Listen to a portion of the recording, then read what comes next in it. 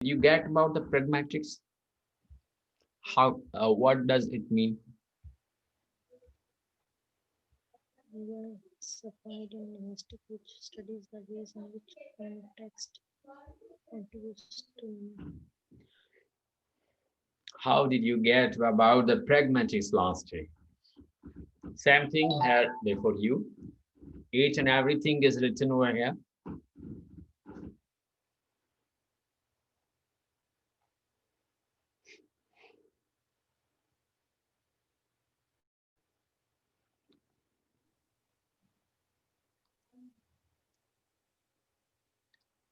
May I, sir? Yes, you at the first. Come on. Sir, it is a subfield of linguistic, Yes. which are studies the way in which context contribute to the meaning. It means Okay. के language में जो हमें meaning आ रही होती है उसमें इसका contribution होता है. यानी pragmatics के जरिए हम क्या करते हैं, यानी प्रैक्टिकल मीनिंग पर बहुत काम हुआ है, ठीक है ना, इस पर। तो यह सब फील्ड कहलाती है, यू में से a part of the linguistic also, a branch of a linguistics also, by which that you may get some other views about the meaning and sense of the meaning, how to get any kind of article, how to get any kind of a special thing that is that may concern to the it means by the point of the meaning or the sense of any sort of the context. Is it clear? So it is said to be the pragmatics. Sir, Yes, Mr. Rahman. sir, जी जी, your voice is not clear. my voice is not clear. Yes, sir. अच्छा, अब सही है? Now is it better? Yes, sir. All right.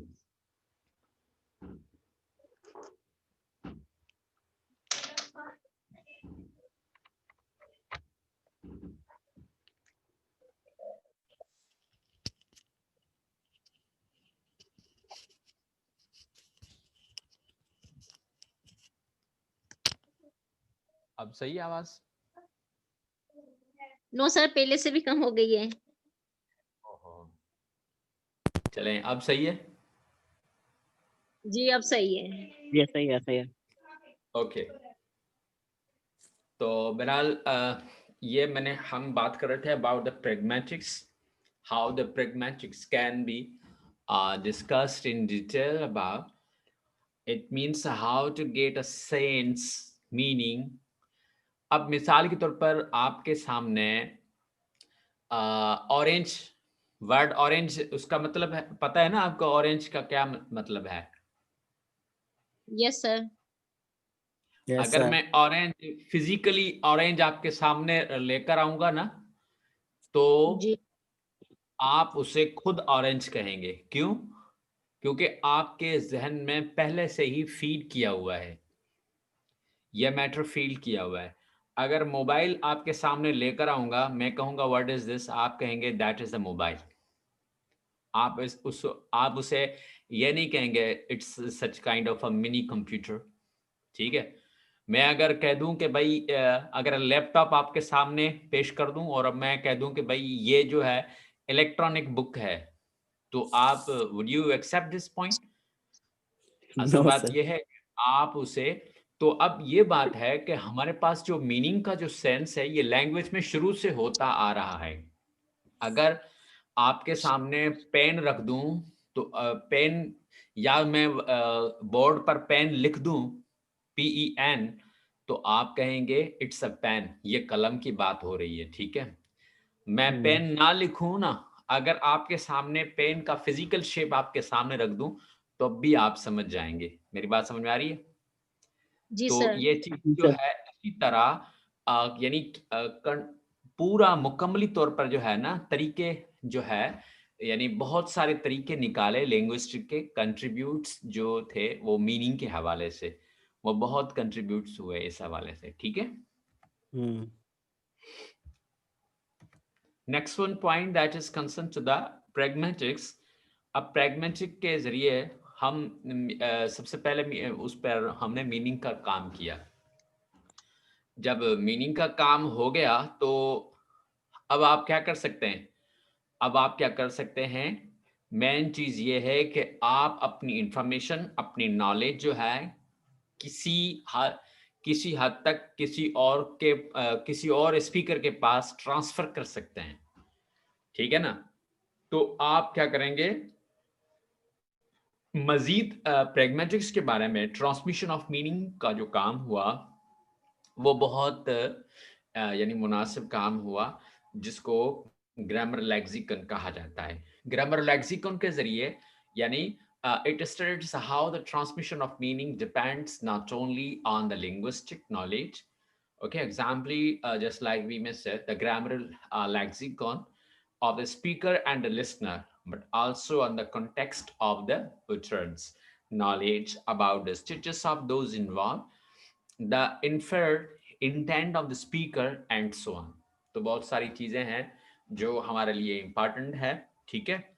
तो हम क्या करते हैं, जो हमारे पास लैंग्वेज जो हम यूज करते हैं, लैंग्वेज हम यूज करते वक्त अपने कॉन्टेक्स्ट पर देखते हैं, कॉन्टेक्स्ट क्या है, नॉलेज उसकी क्या है, और उसको हम किस तरह हम उसमें इन्वॉल्व होते हैं। किस तरह इन्वॉल्व होते हैं? जब हम उसमें इन्वॉल्व होते हैं तो हमारे पास या तो स्पीकर होता है या तो लिसनर होता है, ठीक है? तो स्पीकर और लिसनर के दरमियान अंडरस्टैंडिंग का जो सिस्टम है वो हो जाता है। यानी अंडरस्टैंडिंग से मुराद आप समझते हैं?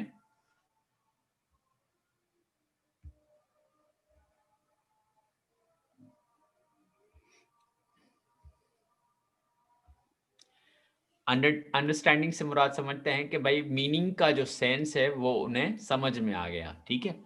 जब मीनिंग यानी ट्रांसफर हो गई तो इसी नॉलेज को, इसी स्टडी को हम प्रैग्मेटिक्स कहते हैं। Clear that?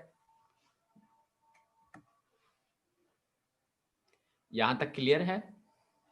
जी सर जी। जी। In this respect, pragmatics explain how language users are able to overcome apparent ambiguity since meaning relies on the manner, place, time of the utterance. अब हमारे पास कभी-कभी ऐसा होता है कि हम मीनिंग समझाने के लिए हम मुकम्मली तौर पर एम्बिग्यूटी पर रूल लेते हैं। तो एम्बिग्यूटी से मुराद यहाँ पर ये होगा कि मिसाल के तौर पर अगर हम किसी को अगर कोई बात अपना कंटेंट जो है समझा नहीं सकते तो हम क्या करेंगे? कोई दूसरा मेथड अप्लाई करेंगे, ठीक है? अगर दूसरे मेथड से भी वो बात अगला बंदा जो है वो समझ नहीं सकता, तो फिर हम क्या करेंगे? इसी तरह हम बहुत यानी सारे रूल्स रेगुलेशंस पर यानी मबनी प्रोग्राम या इस तरह का कोई अलग सेपरेट ऐसा इजी मेथड यूज़ करेंगे, जिसकी वजह से हम अपनी नॉलेज जो है, हम अपनी इंफॉर्मेशन जो है, वो अगले तक ईज़िली पहुँचा सकें, ठीक है? The ability to understand another speaker's intended meaning is called the pragmatic competence. अब मिसाल ये बात है कि आप ट्रांसफर तो कर देते हैं, लेकिन ट्रांसफर करने के बाद अगर मुकम्मली तौर पर आप बात को समझ जाते हैं ना, तो उसको प्रैग्मेटिक्स कहते हैं। अगर आप बात समझ नहीं आ आपको बात अभी तक समझ में नहीं आई, तो वो प्रैग्मेटिक्स नहीं है। यानी एक तरीके से, दूसरे तरीके से, तीसरे तरीके से अगर किसी ने एक्सप्लेन किया आपके सामने और एक्सप्लेन करने के बाद जब वो यानी आपके ज़हन की जो इंटेलिजेंस है, यानी जो आपकी इमोशनल इंटेलिजेंस जो है, वो इम्प्रूव हुई, वो डेवलप हुई, ठीक है? तो इसी तरह जो आपके दरमियान जो अंडरस्टैंडिंग का सिस्टम है, एबिलिटी टू अंडरस्टैंड जो है, ये अगर हो गई, तो समझ लें उसे हम प्रैग्मैटिक्स कहते हैं। Is it clear? Yes sir, यानी कि सर यस। जो अगर किसी की कही हुई बात हमें समझ में आ जाए, तो वो प्रैग्मेटिक्स में आएगी, अगर नहीं आती तो इट मीन्स कि वो प्रैग्मेटिक्स में नहीं आएगी। बिल्कुल। और वो जी। प्रैग्मेटिस्ट का रूल यही तो है कि आप अपनी बात किसी को समझा सकें। यानी जो आप अपनी नॉलेज जो ट्रांसफ़र करना चाह रहे हैं ना, तो यानी उसकी पूरी मुकम्मल मीनिंग के साथ आप जो भी मैनर इस्तेमाल करें, जो भी टाइम इस्तेमाल करें, जो प्लेस यूज़ करें, इट्स अप टू यू, आप कोई सा भी मेथड यूज करें, ठीक है ना, लेकिन आपकी कही हुई बात जो है, जो आपके पास कंटेंट है, वो आप अगर किसी को देना चाहते हैं, किसी को आप ट्रांसफर करना चाहते हैं अपनी इंफॉर्मेशन, तो उसे बिल्कुल मुकम्मली तौर पर जो है ना वो समझ में आनी चाहिए। सर यहाँ पर एक क्वेश्चन ये है कि क्या थ्रू लैंग्वेज हो या हम जैसे इशारा करके समझाते हैं ऐसा भी हमको यूज करेंगे तो वो भी प्रैग्मेटिक्स में ही आएगा? मतलब ये है कि अब ये बात है कि body language is also part of this. Okay sir. हर चीज जो है ना वो इसका पार्ट है। तो उसमें आप ओके। अपनी बॉडी लैंग्वेज यूज करेंगे, वर्ड्स यूज करेंगे, आप अपने इमोशंस यूज करेंगे, आप अपनी इंटेलिजेंस यूज करेंगे, आप टर्न्स जो है यानी आप लैंग्वेज को किस तरह यूज करते हैं, यानी हर चीज को, प्लेस, मैनर्स, टाइम, हर चीज को मद्देनजर रखते हुए आप अपने क्या करेंगे, यानी अपनी इंफॉर्मेशन जो है वो आगे तक जो है आप ट्रांसफर कर रहे हैं। तो ये तमाम चीज़ों का ख़्याल रखना पड़ेगा जिसको आप प्रैग्मैटिक्स कहेंगे।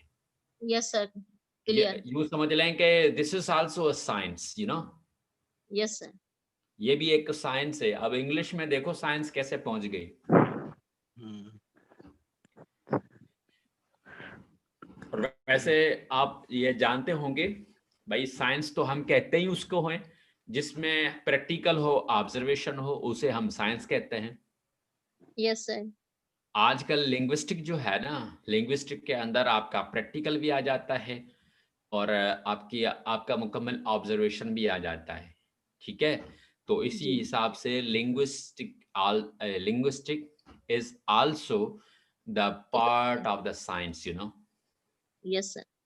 जहाँ तक बात क्लियर है, तो ये कल का टॉपिक आपका यहाँ हुआ एंड। Ji sir. इसके मुतालिक अगर आप इसकी स्लाइड स्क्रीन लेना चाहें तो मैं शुरू से मैं आपको दिखा दूं। सर आप पीडीएफ में भेज दीजिएगा ना प्लीज। ठीक है, मैं आज सर को सेंड कर दूंगा, आज का भी लेक्चर, कल का भी लेक्चर। क्लियर? जी। जी जी सर। सर। ओके। हम्म, हमारे पास कुछ एक्विजिशन जो है, कुछ फेजेस ऑफ ली एक्विजिशन है, जो एचिसन, जे एचिसन जो है, और जे कैंडल ई 1989 और 1994, यानी उनके दिए हुए कुछ आइडियाज हैं, ठीक है? ये तकरीबन यूँ समझ लें कि एक जॉर्ज यूल का किताब पब्लिश हुआ है, लिंग्विस्टिक का बहुत ही बड़ा किताब है। ये नाम आपने सुना होगा, जॉर्ज यूल, हम्म, ठीक है ना? इस हम्म, जॉर्ज यूल का बहुत ही फेमस किताब है, यानी उसमें यानी मुकम्मली तौर पर उसने जो है लिंग्विस्टिक को डिटेल में उसने कुछ बातें एक्सप्लेन की हैं। मैं वहीं से मैंने कुछ ऐसी चीज़ें आपके लिए ली हैं जो जो बातें तकरीबन एमसीक्यूज़ पर यानी मबनी होती हैं, ठीक है? यानी इन चीज़ों से बहुत सारे जो है एमसीक्यूज़ वो निकलते हैं यहाँ से, ठीक है? तो हम चलते हैं आगे। क्यों सर? अच्छा, जी, जी, जी, जी, बताएँ। सर आप हमारे साथ कोई 5 पेपर शेयर भी करें ना? वो हो जाएगा, पहले लेक्चर से जान छुड़ाएँ ना, तो फिर आपके लिए प्रैक्टिस करवाना ईज़ी है, ठीक है ना? जी। हाँ, ये मैंने पहले ही सोच रखा है कि आपको पास पेपर्स तो क्या, लेकिन मसला ये है कि मैंने 1000 एमसीक्यूज़ जो है ना, वो आपके लिए तैयार कर दिया है मटीरियल, ठीक है? तो जी। ये इंशाल्लाह मैं आपको एंड में ये आपको तोहफ़े के तौर पर जो है ना, आपको पीडीएफ फ़ॉर्मेट में आपको यानी डिस्ट्रीब्यूट हो जाएगा, आपके पास शेयर हो जाएगा, ठीक है? जी। जी सर। तो सर अब इंशाल्लाह क्वालीफाई जी, करना है, टेस्ट क्वालीफाई करना है। हाँ, हाँ, अल्लाह बेहतर इंशाल्लाह। करेगा, अल्लाह बेहतर करेगा। आप लोग मेहनत करते जाएँ और हमारी पूरी कोशिश यही है कि इंशाल्लाह यानी आप लेक्चरर बन जाएँ और हम आपकी मिठाई खाएँ बस, इंशाल्लाह सर। इंशाल्लाह। ठीक है? इंशाल्लाह। तो अच्छा, तो एक बच्चा लैंग्वेज जब हासिल कर लेता है, तो उसको कितने स्टेजेस जो है ना वो होते हैं, हम्म, ठीक है? अब जी। यानी उसके अंदर लैंग्वेज जो है वो किस तरह हम फीड करते हैं, खास तौर पर आप अगर अपना मिसाल ले लें, सो ये क्वेश्चन जो है, this question you may ask from your mother, ये क्वेश्चन आप जाकर अपनी अम्मी से पूछें, ठीक है? हम्म, और आपकी अम्मी जो है वो आपको इस जो आज का जो क्वेश्चन है, यानी मुकम्मली तौर पर आपको आंसर मिल जाएगा। अगर आप अपनी अम्मी से पूछेंगे ना कि हमने यानी बोलना कैसे सीखा, या आपकी अम्मी ने आप पर जो है वो मेहनत कैसे की, क्या किया मेहनत में, ठीक है ना? कौन से पापड़ बेलने पड़े, तो आपका ये मदर हाँ, मेरे तो मेरे बच्चे सर हाँ, तो आपकी अम्मी को तो तमाम आपकी शरारतें वग़ैरह हर चीज़ अच्छी तरह से याद रहेंगी और आपको क्लियर बता देंगी कि भई ये मामलात हुए, ठीक है? जी, अब लैंग्वेज स्टेजेस में सबसे पहले आपकी जो बिगिनिंग स्टेज होती है ना, वो बच्चा जब पैदा होता है तो पोज़ीशन क्या होती है? बच्चा जब क्रा पैदा होता है उसकी पोज़ीशन क्या होती है? क्राइंग करता है सर वो। हाँ जी, बिल्कुल। ये यानी बर्थ के टाइम वो बच्चा सिर्फ़ रोने के अलावा उसे कुछ नहीं आता, चाहे कितना भी एक्सपर्ट हो। हाँ, अलबत्ता पीछे ऐसे तकरीबन नबियों के जो हैं वो किस्से मौजूद हैं। वो पैदा होने के बाद यूँ समझ लें कि उन्होंने कुरान पढ़ना शुरू किया। तो भई हम तो आम जो है कि इंसान हैं, ठीक है ना? लेकिन जी, हमारी स्टेजेस जो हैं, यानी आपकी और हमारी स्टेज जो है लाज़मी है कि ये जो क्वेश्चन है, अगर मैं आप लोगों से पूछ रहा हूँ, तो ये सिचुएशन हमारे साथ भी हुई है ना? क्या यस हम इन स्टेजेस से नहीं गुज़रे क्या? हम भी तो इन स्टेजेस से गुज़रे हैं ना?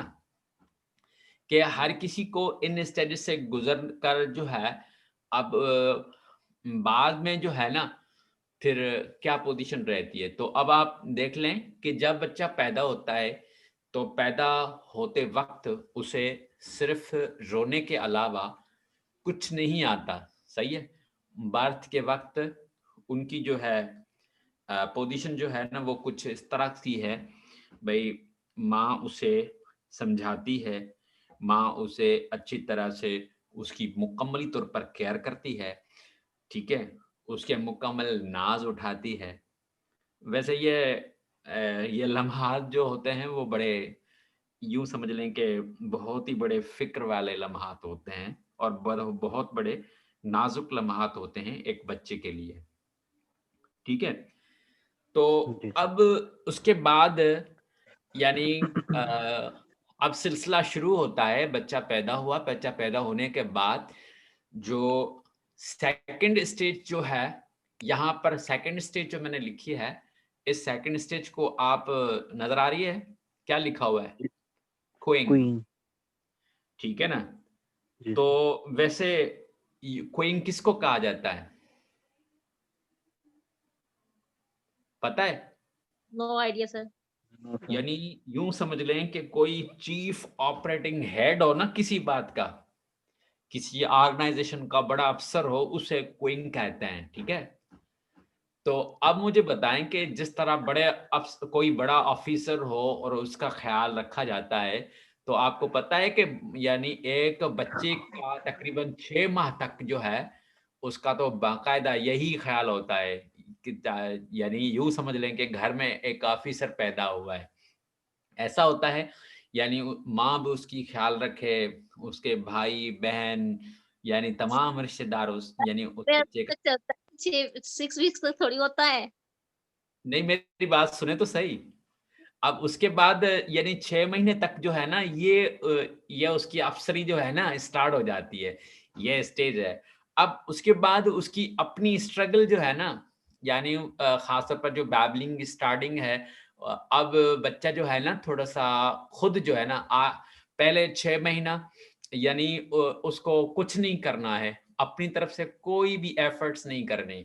अब 6 महीने के अंदर-अंदर उसके अंदर जो है एक सेंस पैदा हो गया, मेरी माँ कौन है? मेरी वैसे भी तकरीबन बच्चा पैदा होता है तो 40 दिन के अंदर-अंदर वो अपनी माँ को पहचान लेता है, अपनी माँ की आवाज़ पहचान लेता है। 40 दिन के बाद फिर आहिस्ता-आहिस्ता वो अपने यूँ समझ लें कि शायद 55 डेज़ हैं या 60 डेज़ है, तो 60 डेज़ के अंदर-अंदर वो अपने बाप की आवाज़ पहचान लेता है।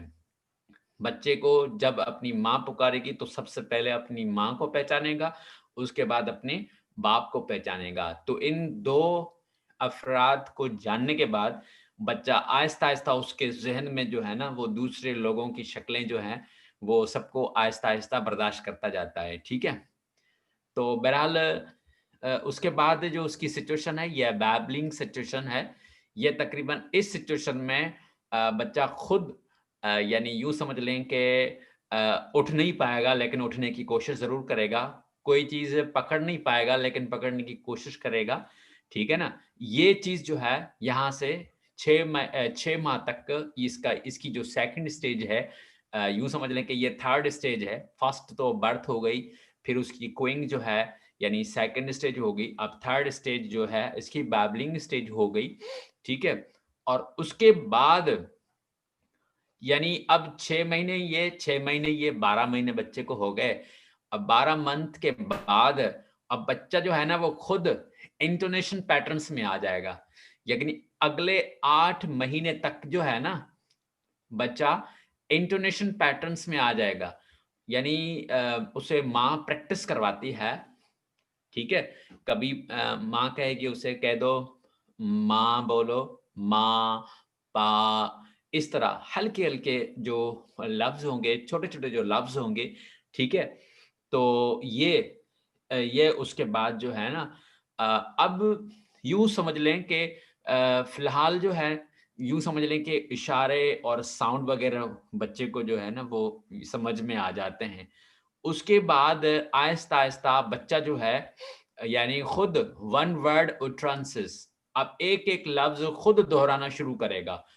खुद कहेगा। अब मिसाल के तौर पे माँ ने उसे फ़ीड किया, पापा बोलो, मम्मा बोलो, भाई बोलो, अद्दा बोलो, चाचा बोलो, नाना बोलो या हत्ता के जो भी उसे फ़ीड किया जाता है ना, तो ये तमाम उसके ज़हन में सारी चीज़ें जो हैं, फिर अगले साल तक जो है ना, यूँ समझ लें कि ये 6-6, 12, 12, 8 ये 20 महीने, ठीक है? और उसके बाद जो है, 1 साल जो है यानी तकरीबन 1 साल तक जो है, ये अब वर्ड जो है वो जनरेट खुद करना शुरू कर देता है। अल्फ़ाज़ जो है, खुद उसको बोलने की कोशिश करता जाता है। पहले लफ्ज़ बोलेगा, फिर जुमला बोलेगा, फिर आहिस्ता-आहिस्ता यानी बच्चा बातें करना शुरू कर देता है। यानी उसके ज़हन में इतने अरसे के अंदर-अंदर लैंग्वेज जो है वो जन्म ले लेती है। यानी जो एक्विज़िशन जो है, री-एक्विज़िशन जो है, उनके फ़ेजेज़ कुछ यूँ हैं। इन फ़ेजेज़ के ज़रिए जो लैंग्वेज है, वो बच्चे के ज़हन में एडॉप्ट हो जाती है, ठीक है? अब मुकम्मल कितना अरसा हुआ? बच्चा पैदा हुआ, पैदा होने के बाद पहले 6 मंथ्स, ठीक है? और उसके बाद दूसरे 6 मंथ्स, अब बच्चा हो गया 1 साल का। 8 महीने दूसरे, ठीक है? और 6 और 6 12 और 8 20 मंथ्स ये और ये यूँ समझ लें कि उसमें से 12 और ये 2 साल और 6 महीने, यूँ समझ लें कि 2.5 साल के अंदर-अंदर यानी बच्चे के ज़हन में लैंग्वेज मुकम्मल जो है वो फ़ीड हो जाती है। यहाँ तक बात क्लियर है? Yes sir. कोई अपने जी सर। आइडियाज़ शेयर करना चाहें इस लिहाज से तो कर सकते हैं, कोई इश्यू नहीं।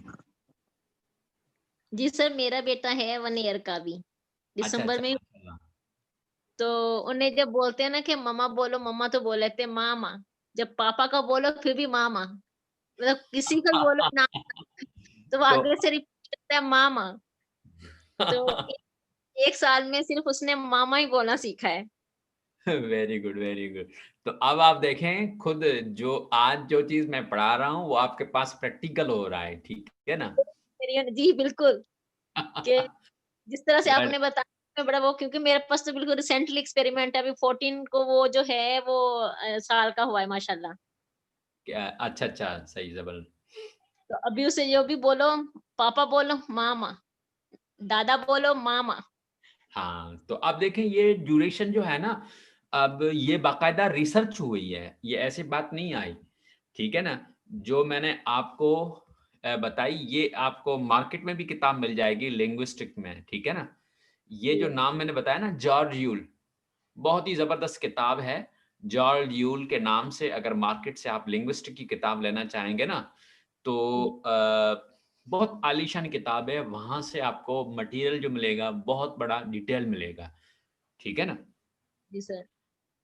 तो भाई अब आगे यूँ समझ लें कि यानी तकरीबन 18 मंथ तक जो बच्चा जो है, अब एक-एक लफ्ज़, यानी 1 साल तक एक-एक लफ्ज़ बोलना शुरू कर दिया। अब 18 महीने का बच्चा जब होता है, अब 2-2 वर्ड बोलना शुरू कर देता है। अब वर्ड इन्फ्लेक्शंस उसके पास, यानी एक यूँ समझ लें कि तकरीबन जो है वो स्टार्ट हो जाती है। अब लफ्ज़ों को मिलाकर तकरीबन यूँ समझ लें कि हल्का-फुल्का छोटा-छोटा जुमला जो है, यानी वो बोल देता है। तकरीबन जो उसको चीज़ ज़रूरत होती है ना, वो माँग लेता है, पानी दो, खाना दो, इस तरह। तो ये तकरीबन 2 साल तक उसकी जो है ना वो ऐज पहुँच जाती है। 2 साल तक उसके अंदर जो है, उसके ज़हन में यानी लैंग्वेज जो है वो मुकम्मली तौर पर जनरेट हो जाती है। अब 2 साल के बाद यूँ समझ लें कि 4 मंथ्स जो है वो अलग है। अब उसके अंदर क्वेश्चन और नेगेटिव्स का सेंस पैदा होता है। अगर उसे आप पूछेंगे, आप जो है खाना खाएँगे? तो अगर उसने खाना खा लिया होगा, वो कहेगा मैं नहीं खाऊँगा। ये बिस्किट खाएँगे? कहे मना करेगा, जी मैं ये खाऊँगा। अगर आप उसे कहेंगे मैं आपको बाहर घुमाने ले जाऊँ? वो हाँ करेगा। कहेगा कि अंदर टीवी देखने चलें? तो वो इनकार करेगा, नहीं बाहर जाना मेरे लिए बहुत अच्छा रहेगा। अब इसी हिसाब से यानी बच्चे के पास जाके देखें, क्वेश्चन और नेगेटिव यानी ये सेंस भी उसके अंदर पैदा हो गया। ठीक है? Excuse me sir. जी, जी, जी, बताएँ। सर सॉरी मैं आपको इंटरप्ट कर रही हूँ, लेकिन ना ये 1 ईयर का बच्चा भी कर रहा है अब। हाँ, ये 1 ईयर का करेगा, लेकिन अब देखें ना, कभी-कभी ऐसा होता है, मैं आपको बता दूँ कि 1 ईयर का जो वो यानी करेगा, वो तकरीबन मुकम्मल क्लियर नहीं कर पाएगा ना, अपनी फीलिंग्स नहीं बता पाएगा ना। जी, आप लेकिन हाँ और ना तो करेगा, ठीक है ना? जी, हाँ, क्यों कह रहा है, ये नहीं बता पाएगा ना आपको। अब भाई ना तो कर रहा है, ना क्यों कर रहा है, वजह नहीं बता पाएगा ना, जी, समझ पूरा सेंटेंस हाँ, नहीं बोल हाँ, तो तकरीबन यूँ समझ लें कि सवा 2 साल तक जो है ना उसके ज़हन में क्वेश्चन और नेगेटिव यानी खुद पूछ भी सकता है, खुद इनकार करेगा, बाकायदा आपके सामने वो एक्सप्लेन करेगा, यानी वजह बताएगा, रीज़न बताएगा, हर चीज़ जो है उसी सेंस के अंदर जो है वो बच्चा आगे जो है वो एक्सप्लेन कर लेता है। उसके बाद जो सिचुएशन है यूँ समझ लें कि अब रेयर एंड कॉम्प्लेक्स कंस्ट्रक्शंस उसके अंदर पैदा हो गई। ये अब 5 साल का बच्चा जो है यानी मुकम्मली तौर पर डेवलप हो गया। अब इसके कॉम्प्लेक्स सिचुएशन ये है कि भई अब उसको आप मज़ीद कॉम्प्लेक्स कंस्ट्रक्शंस मज़ीद क्या करना चाहते हैं? आप उसको किस तरह की एबिलिटी आप उसे देना चाहते हैं, नॉलेज देना चाहते हैं, उसको कौन-सी तालीम देना चाहते हैं, ठीक है? अब अगले 10 साल तक यानी बच्चे के अंदर मैच्योरिटी पैदा होती है। 5 साल अगर और आप बच्चे को दें, तो बच्चे को यानी 10 साल का बच्चा हो और ऐसा लगे कि भई 60 साल का बूढ़ा आदमी जो है ना, कोई बड़े यानी किसी बड़े आदमी की तरह वो बात कर रहा है, अपनी मैच्योरिटी कुछ बच्चे जो होते हैं ना, वो क्या है बचपन में ही अपनी मैच्योरिटी दिखा देते हैं। ये दरअसल यूँ समझ लें कि माहौल का असर होता है, ठीक है? माहौल का असर होता है और केयर का असर होता है और ख़ास तौर पर आप किसी बच्चे को मिसाल के तौर पर यानी डराएँ, शुरू से ही डराते आएँ और भई इसको हाथ नहीं लगाना, ये काट देगा, इसको हाथ नहीं लगाना, यहाँ से तुम गिर जाओगे, यहाँ से तुम फिसल जाओगे। अब ये जो है इन्फीरियॉरिटी जो लेवल है ना बच्चे के अंदर जो है वो पैदा होना शुरू हो जाती है और उसकी जो मैच्योरिटी है ना वो लेस होना शुरू हो जाती है। तो इसी हिसाब से बच्चे को अगर डाँटना भी पड़े ना तो डायरेक्ट डाँटना नहीं चाहिए और यानी वहाँ पर जो है ना उसका जो वो कॉम्प्लेक्स का शिकार हो जाता है, मज़ीद कॉम्प्लेक्स का शिकार हो जाए, तो वो कॉम्प्लेक्स उसकी कंस्ट्रक्शन नहीं हो पाती और वो यानी डिक्लाइन की तरफ चला जाता है। ठीक है ना। और उसका जो जहन है तकरीबन यूं समझ लेगा कि भाई मैं ये चीज जो है वो कर नहीं सकता।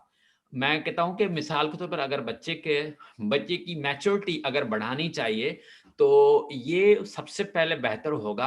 अलबत्ता अगर कोई हरकत भी करे ना और आपको पसंद ना आए और यूं समझ लें कि वो उसकी नुकसानकार है, लेकिन आप सबसे पहले उसी वक्त तो उसकी हिम्मत अफजाई करें, ठीक है, उसके लिए तालियां बजाएं, उसके लिए हंसें, उसको गोद में उठाएं, उससे प्यार करें। तो ये बच्चे के अंदर जो है बहुत बड़ी हिम्मत पैदा हो जाएगी, उसकी मैच्योरिटी जो है वो बहुत बड़ी हो जाएगी। फिर किसी तरीके से जो है ना उन चीजों से, अब मसला यह है कि भाई कौन सी चीज उठाई जो उसको नुकसान देती है, आप उसे मना किए बगैर जो है ना आप वो चीजें वहां से आप खुद हटा लें, बस बात खत्म। बच्चे को मना करने की कोई जरूरत नहीं है।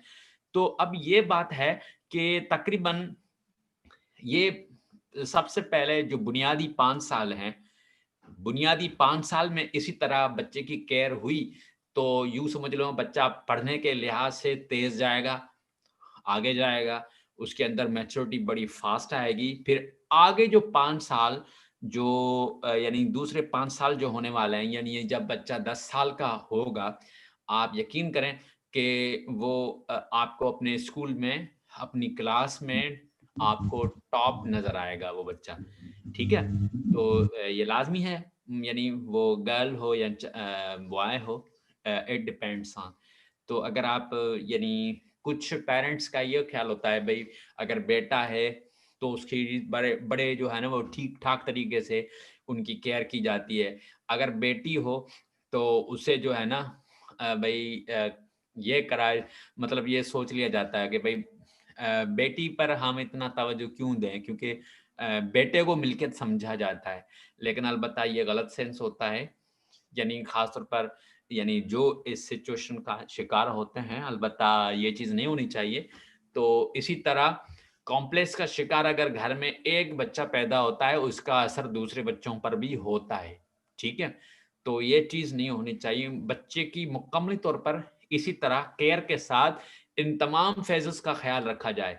तो यानी पैदा होने के बाद ये शुरुआती जो बच्चे के 10 साल है ना, इस पर आप मुकम्मली तौर पर जो इसको अच्छी सोहबत देना चाहते हैं, अच्छी हैबिट्स देना चाहते हैं, जो अपनी अच्छी सिचुएशंस देना चाहते हैं, वो जितना भी ख़्याल करना है उसमें कर लें आप, ठीक है ना? जितनी भी अच्छाई आप उसमें ऐड करना चाहते हैं, उसके अंदर डालना चाहते हैं, उसके ज़हन में यानी पॉज़िटिव चीज़ें डालना चाहते हैं, उसके अंदर डालते जाएँ। यानी शुरुआती जो 10 साल हैं, फिर अगले 10 साल में वो बच्चा आपको रिजल्ट खुद देगा। अगर आपसे कोई गलती होगी ना, वो खुद मना करेगा, नहीं मम्मा ये पाप है, इस तरह किसी को नहीं कहते, नहीं बाबा इस तरह किसी को नहीं कहते, ये झूठ नहीं बोलते, इस तरह पापा नमाज का टाइम हो गया है, चलें नमाज पढ़ें, ठीक है। तो इसी तरह जो है ना ऐसी चीजें जो है वो खासतौर पर शुरुआती बिगनिंग लेवल से जो है ना वो स्टार्ट हो जाती हैं। So these are very things that are very important phases by which that we इसको हम फेजेस ऑफ ली एक्विजिशंस कहते हैं, ठीक है। तो क्राइंग का जो है सिलसिला, ये तो बचपन से बच्चा पैदा होता है तो बाय बर्थ स्टार्ट हो जाता है। उसके बाद क्विंग जो है difficult to describe, children of 6 weeks, control over vocal apparatus, ये चीजें तमाम जो है मैं डिफाइन कर चुका हूँ। उसके बाद बैबलिंग सी सिचुएशंस जो है यूँ समझ लें कि children of 6 months and children of 6 months, just like consonants and vowels, single syllables, string together, strucking, checking, just like give here's the different kinds of the examples. Babbling में क्या होता है, मिसाल बच्चा बोलेगा पापा, मामा, दादा, ठीक है ना। तो खासतौर पर जो है ना फिर जो आप उसके अंदर जो फीड करते हैं वो चीज उसके अंदर आ जाएगी। ये सिचुएशंस मैंने आपको बताई। इंटोनेशन पैटर्न जो है यानी 8 से 10 साल 8 से 10 महीने का बच्चा जो है वो क्या करता है, खासतौर पर इमीडिएट राइज एंड फॉल होता है उसके अंदर। यानी जो आप यानी अच्छी नकल उसे सिखाएंगे वो बिल्कुल अच्छी नकल आपकी सीख जाएगा। यानी parents often ask questions to their children, what do you want, ठीक है। तो खासतौर पर जो है ना वो पेरेंट्स बच्चों से जो वो खुद जो है इस हवाले से यानी क्वेश्चंस करते हैं कि भाई वो जो है क्या चाहता है, किस किस्म की चीज़ें जो हैं वो आप उनको जो है वो फ्रार्म कर सकते हैं, उनको आप देना चाहते हैं इस हवाले से, ठीक है? तो ये सब तमाम चीज़ें इंटोनेशन पैटर्न के अंदर आ जाता है, ठीक है? और वन वर्ड जिसको आप यूँ समझ लें कि होलोफ्रेस्टिक स्टेज भी कहते हैं, ये तकरीबन 12 मंथ से 18 मंथ्स के दरमियान यानी उटर वन वर्ड।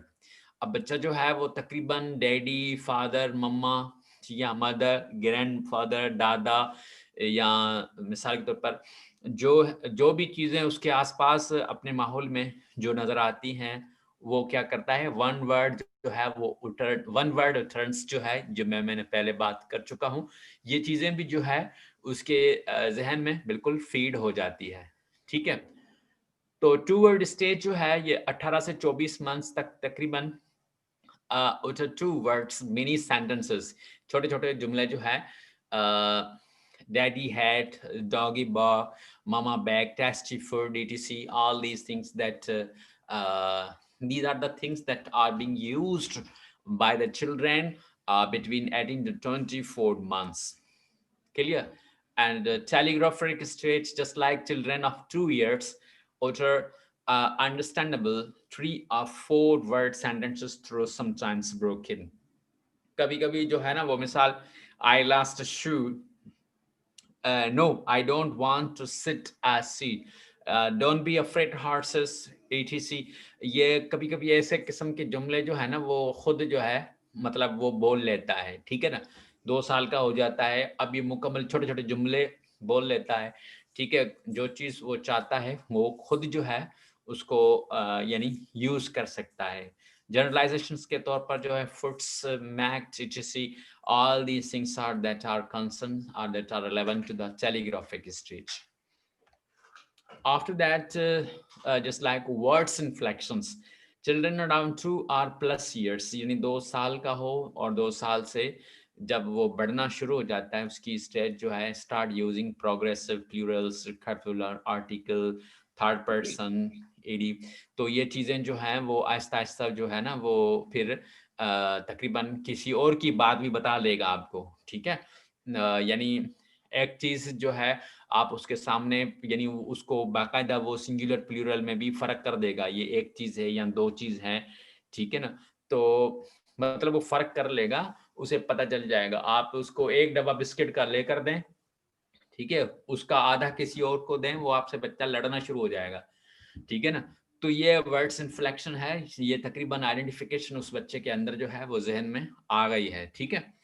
अब ये मैंने बताया कि तकरीबन 2.5 साल या प्लस इयर्स हो, तो ये क्वेश्चन या और नेगेटिव्स की जो पावर है, उस बच्चे के अंदर आ जाती है। वो बिल्कुल फीलिंग्स अपनी शेयर कर सकता है और फीलिंग के साथ अपनी मुकम्मल जो है यानी इनकार या क्वेश्चन की तरफ जो है वो जाता है और मुकम्मली तौर पर जो है वो he or she is going to deal with the questions and negatives around 2.5 or plus years. Later stages of children around 3 years start uttering longer sentences and then more complicated ones and hence better depending on their social learning. Examples. So तकरीबन 3 साल का बच्चा होता है, आपको पता होगा कि तकरीबन मुख्तलिफ एरियाज के जो स्कूल्स हैं ना, तो वो तकरीबन 3+ इयर्स का जो बच्चे होते हैं ना 3+ के, वो नर्सरी में यानी वो प्ले ग्रुप में बिठा लेते हैं, फिर वहाँ पर बच्चों को ट्रेन करते हैं, ठीक है ना? ट्रेन करते हुए वहाँ उनका जो है मेन चीज़ जो यानी वो जिस पर फोकस करते हैं कि भई बच्चे के अंदर जो है स्टडी का माहौल दिया जाए ताकि बच्चा और आगे जो है समझ सके और उसके अंदर जो है अंडरस्टैंडिंग आ सके, ठीक है? ये बात की लेटर्स हैं। Thank you very much about this. These are the very important points that I have shared and discussed about. Any question about? Yes sir. जी। सर मुझे ये पूछना था कि इससे रिलेट क्वेश्चन आएंगे जो हमारा टेस्ट होगा?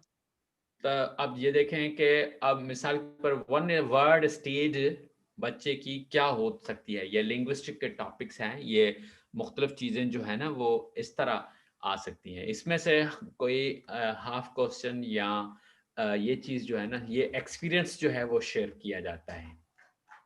ठीक है ना। बॉबलिंग स्टेज जो है वो बच्चे की क्या होती है, ठीक है ना। जी फर्स्ट यानी 6 मंथ्स, इस तरह क्वेश्चन आ सकते हैं, ठीक है।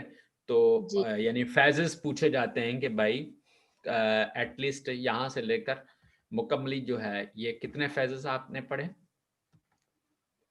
10 फेजेस, ठीक है। जी तो यानी लैंग्वेज फेजेस में आप मिसाल के तौर पर इंटोनेशन पैटर्न्स, बच्चे का जो इंटोनेशन पैटर्न्स है, ये स्टेज जो है यानी कितने महीने का होता है वो बच्चा यानी बोलना शुरू कर देता है।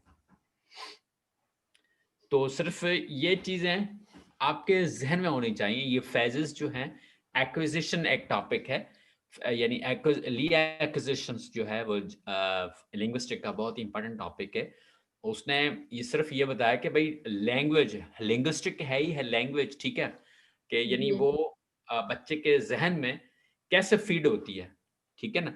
अगर ये चीज नहीं आती तो आगे लिंग्विस्टिक जो है ना वो पढ़ना, फिर तो कभी कभार ऐसा होता है कि भाई ऐसे प्रैक्टिकल्स भी हुए हैं, यानी जो कुछ ऐसे वालिदैन भी थे जिन्होंने कुर्बानी दी और जो बच्चे पैदा हुए उनको जानवरों के साथ रखा गया। ऐसे प्रैक्टिकल हुए हैं बाकायदा, उनको जानवरों के साथ रखा गया और तकरीबन 3 साल के अंदर सबसे पहला लफ्ज जो बोला, ठीक है ना, उस बच्चे ने, और उन्हीं के वर्ड पर जो है ना वो मौजूद रहा। उस प्रैक्टिकल का नाम है। बहुत सारी ऐसी चीजें हैं, लेकिन इतना हम डिटेल में नहीं जाएंगे। जो इंपॉर्टेंट चीजें होंगी हम वो कवर करेंगे। Okay any sir. More question?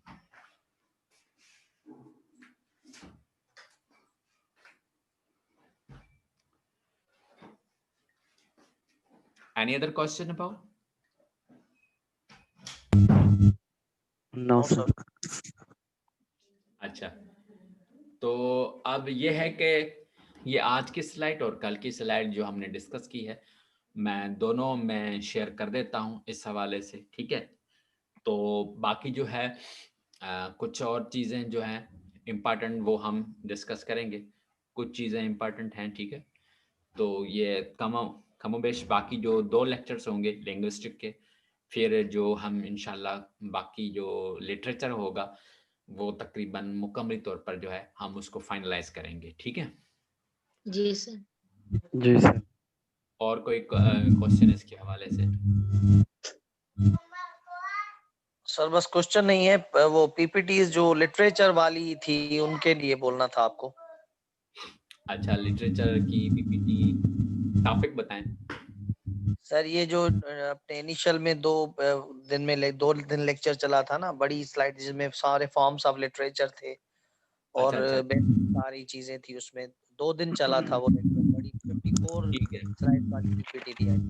मैं ये चीजें मैं अभी शेयर कर देता हूँ सर के साथ, ठीक है। ये और दूसरी जो इम्पोर्टेंट पीरियड्स वाली आपने पढ़ाई थी लिटरेचर वाले, हाँ, वो पीरियड्स अभी उसमें ये है कि मैं 16, 17, 18, ठीक है ना, 16 से लेकर 20, अब तकरीबन 16 से 18 तक तो हमने मुकम्मल कवर कर दिया है, लेकिन 19 और 20 सेंचुरी जो है ये मुकम्मल मैं अलग डिटेल में एक एक लेक्चर दूंगा उस पर, ठीक है।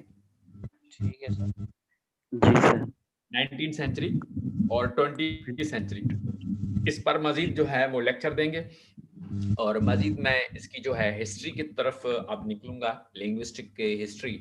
मिसाल के तौर पर जिस तरह आपने सेस्टर पीरियड जो है वो आपने सुना होगा लिंग्विस्टिक का, यानी उस राइटर का भी कमाल रहा है और उसमें से बहुत सारे क्वेश्चंस आते भी हैं, ठीक है। तो मजीद मैं उसके बारे में जो है मैं देखता हूँ, जो भी चीज़ें उसमें इम्पॉर्टेंट है वो इंशाल्लाह कुछ कल शेयर करेंगे, कुछ परसों शेयर करेंगे।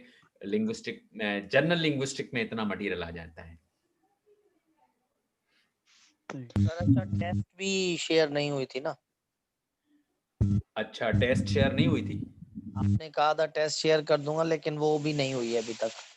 अच्छा, तो फिर ऐसा होता है कि मिसाल के तौर पर आपकी क्लास यानी क्लास के बाद फौरी तौर पर जो है ना वो क्या है कि दूसरी क्लास भी होती है, तो मेरे ज़हन से निकल गया होगा। हाँ तो बहरहाल मैं इंशाल्लाह अच्छा हुआ कि आपने याद दिला दिया कि अभी दूसरी क्लास 8:30 बजे स्टार्ट होगी, ठीक है। तब तक मेरे पास कुछ टाइम है, मैं ये स्लाइड्स आपके साथ जो है वो मैं शेयर कर देता हूँ, ठीक जी है। सर, ऐसा क्योंकि फिर हमारे पास सही। आ नहीं सकती। ठीक है, तो आज हम क्लास की एंड यहाँ तक कर लेते हैं, ठीक है? सर कल ठीक है वाला सर। कीजिएगा। Okay, okay, okay, okay. Okay sir. Okay, अल्लाह हाफ़िज़, दुआ में याद।